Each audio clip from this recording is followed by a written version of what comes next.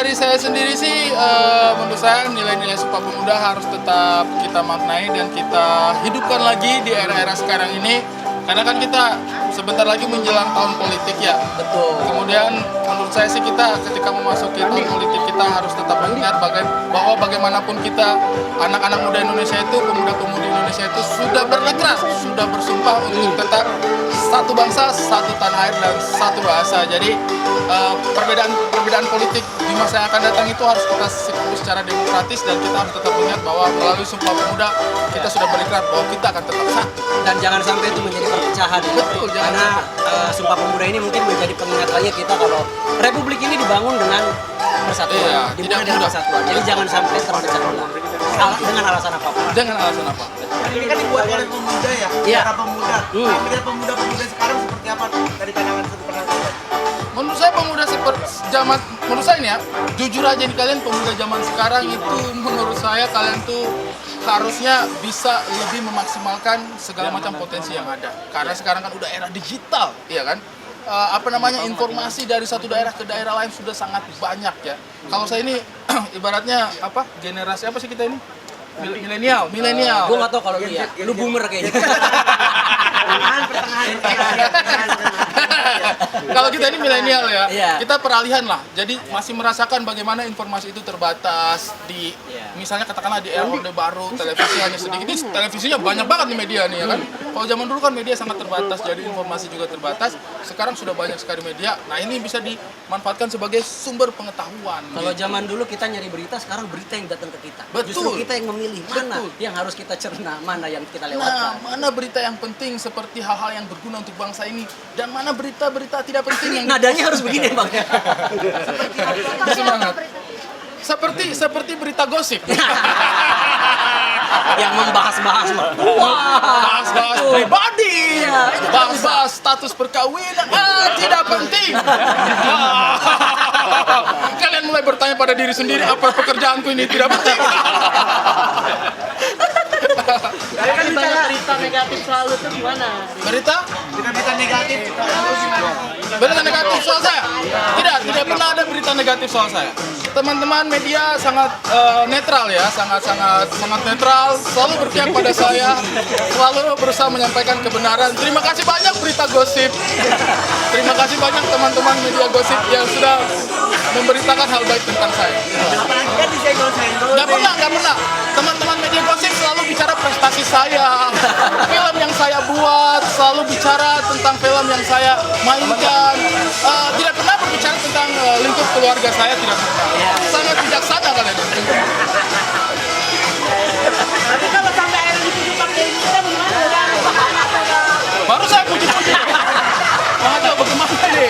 Kayaknya nggak ada ya? Nggak ada. Nggak ada, saya nggak pernah Dengar dari mana ada berita itu? Perasaan nggak pernah dicetak, media online nggak pernah ada berita itu. Nggak ada pakai berita. Nujum.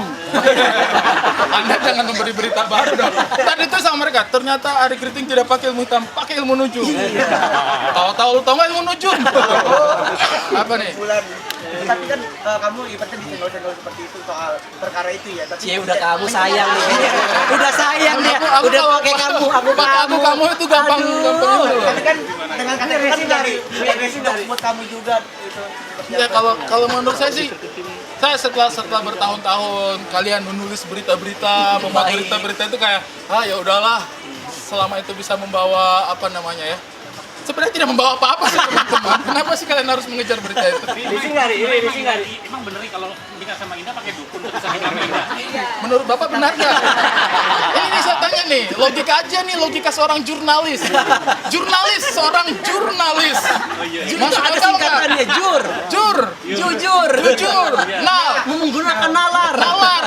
List, analisa duluan. Tapi risih nggak lu kayak dituduh pakai dukun? Abang, kalau abang dituduh ilmu hitam, risih nggak bang? Risih. Gini aja, kalian nulis itu kayaknya dia akan risih. Kayaknya nggak mungkin gitu loh. Dianalisa aja, enggak lah. Kalau risih juga enggak lah. Maksudnya ya udahlah. Kita kan nggak bisa mengatur apa yang orang ingin sampaikan ya. Jadi kalau saya sih santai aja. Suka baca-baca juga nggak bang beritanya? Hah? Suka baca-baca juga? Baca, kalian nulis itu baca, orang tag ke saya. Nih bang, baca deh. Wah, saya kadang-kadang baca. Penulisnya siapa nih? Baca, kenapa? Tapi kalau Akhirnya Bang Ari ngadepinnya gimana nih? Apa? Akhirnya menghadapinya gimana Bang Ari tadi? Ya nggak gimana-gimana ya, mau gimana? Kan kalian yang menulisnya gitu. Kalian berharap saya menghadapinya seperti apa? Nggak gimana, santai aja kalau saya sih. Dibaca aja. Dibaca gitu, dibaca. Karena kan kalau dalam agama dikatakan ikro, saya membacanya. Wah, boleh juga nih berita. Boleh juga nih menyakiti perasaanku. Sebenarnya mau melawan atau menjelaskan Nggak bisa lah. seperti apa? Saya itu orang timur. Ini Bang Aceh juga orang timur. Kita itu dididik mau seperti apa juga orang tuanya kita. Kita tidak boleh melawan. Diam, berpasrah dan berdoa. Ya Allah, kok gini amat hidup. Itu bukan berdoa, itu mengeluh. Dan kamu dengan hubungan ibu seperti apa mungkin? Yuk, bisa yuk usaha terus yuk. Halo. Kan, gini loh. Kalian itu lebih sering ketemu beliau daripada saya. Iya. Harusnya kalian yang lebih tahu lah. Masa nanya ke saya? Harusnya kita yang Kalian nanya. Iya, gimana hubungan saya dengan beliau? Menurut kalian? Nona mau ikut nggak Nona? Daripada ketawa-tawa Nona kan. Mungkin Saya baik. Ayo, Ri. Ayo Mbak Indah.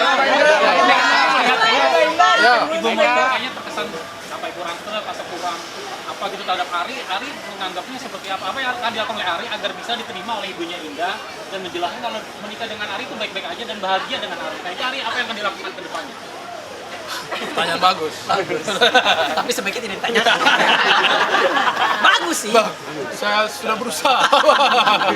Nah, kalau menurut saya sih, yang namanya anak itu pasti akan selalu melakukan yang terbaik dan akan selalu berbakti ya. Gue berasa kuasa hukum tuh. Dia ditanya gue di sini, gue ngebelain dia kuasa hukum. Udah ya, nanti berkasnya saya kirim.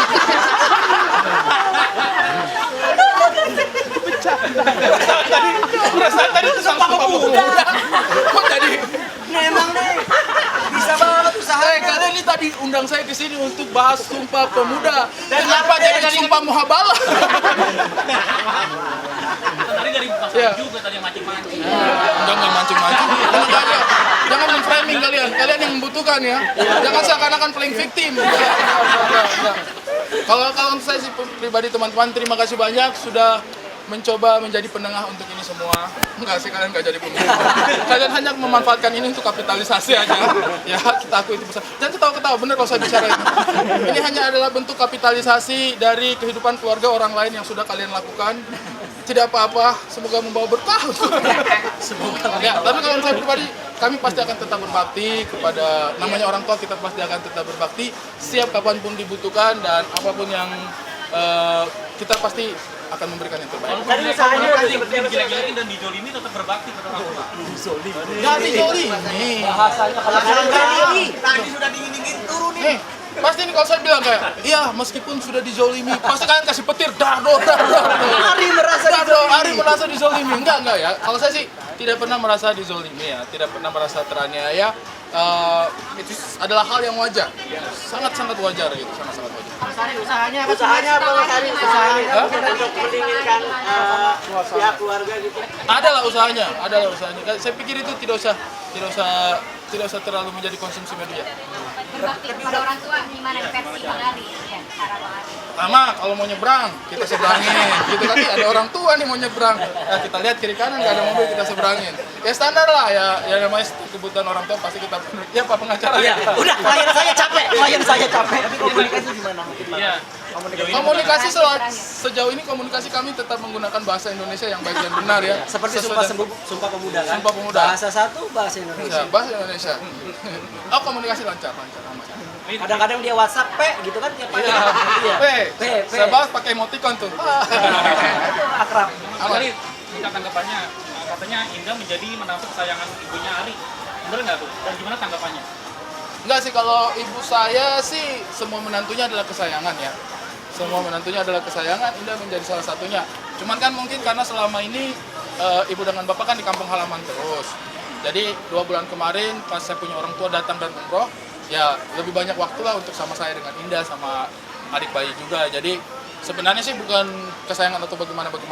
Karena kan orang tua memang lebih banyak di kampung halaman ya. Jadi ketika ada 2 bulan kesempatan, hanya 2 bulan, ya kami manfaatkan sebaik mungkin. Cendol rumah barunya setelah ditempati seperti Rumah apa? baru saya itu ada atapnya ya Bang ya. Terus ada pintunya itu kalau dibuka itu kita ke dalam. Pondasinya cakar ayam. Cakar ayam Bang, sama sebelahnya itu cakar kasuari. Gimana sih Bang? Udah, gimana tuh cerita rumah baru? Ya maksudnya sejauh ini gimana? Aman, Rumah baru. aman. Bagaimana ibu dan istri dan anak seperti apa? Happy, cuman rumahnya masih kosong. Endorse boleh. Pengacara siapa tuh ada klien. Ya, kalau mau ada yang endorse boleh. Masih berusaha Desain ngisi-ngisi. sendiri atau berdua atau gimana Bang Ari akan menjadi? Rumah yang desain Indah Permatasari, saya numpang tinggal doang. Karena kalau untuk saya sih rumah itu harus menyenangkan untuk pasangan. Kalau untuk saya, karena kalau saya pribadi sih mungkin pulang itu lebih banyak istirahatnya ya. Nah kalau pasangan tidak betah di rumah dia mungkin akan kayak kita harus ini dong, kita harus ini. Jadi biarkan apa yang dia mau, berkreasilah sesuka hatinya dia. Karena kebetulan Indah sangat suka mengisi-ngisi furniture. Dia sangat suka mengisi-ngisi furniture dan saya tidak suka mengeluarkan karena saya juga nggak punya uang. Tanggapan Mas Ari, Gini, selama Indah beli sendiri nggak apa-apa dia isi aja. Mas Ari mau tanya nih, benarkah Mas Ari pernah menangis dengar hinaan dari ibu mertua, dari ibunya Indah? Benar pernah menangis di hadapan ibunya Indah? Karena dihina oleh ibunya Indah?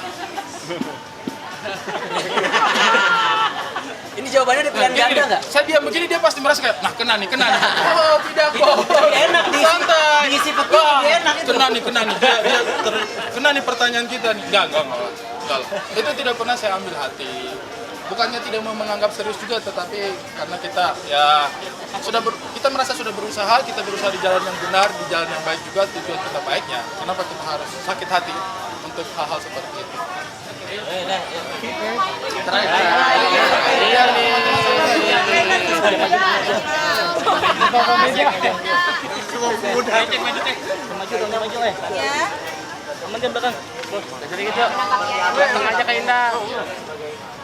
Nggak apa-apa, ini aja sih melihat tapi nggak pernah mau gimana-gimana sama berita-berita tersebut.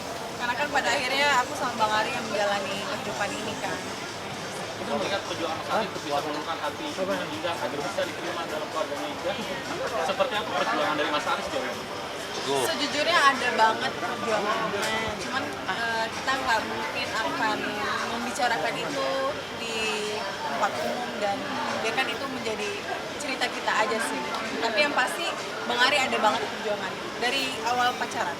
Menurut Indah agar Mas Ari bisa diterima oleh ibu dan bisa dianggap sebagai anak kesayangannya juga, apa yang harus dilakukan agar bisa diterima oleh ibunya Indah?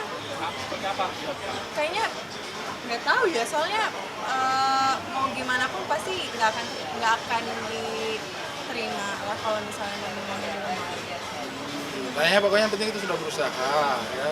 Kalaupun misalnya kita sudah berusaha, serahkan pada Allah aja. Kalau kan kita percaya Allah Maha membolak-balikan perasaan. Yes. Kalaupun misalnya pada akhirnya perasaannya dibalikan untuk bisa menerima tujuan baik kita, ya alhamdulillahirabbil alamin.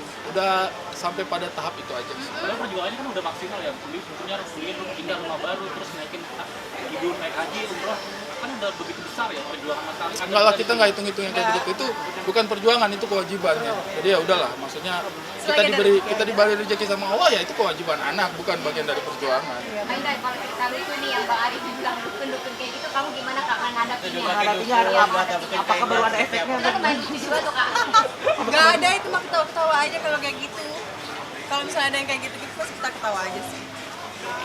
Gak pernah menanggapi serius nih ya? Enggak. Tahu nggak yang menanggapi ini serius? Teman-teman semua. Ini udah berapa tahun teman-teman, mas ini aja yang kalian kejar, sumpah loh. Enggak. Ini bercandain aja. Oke, terima kasih banyak teman-teman. Thank you, sukses semua. Foto dulu berdua, udah habis nih stok ini. Jarang ketemu. Foto dong, tengah. Tengah.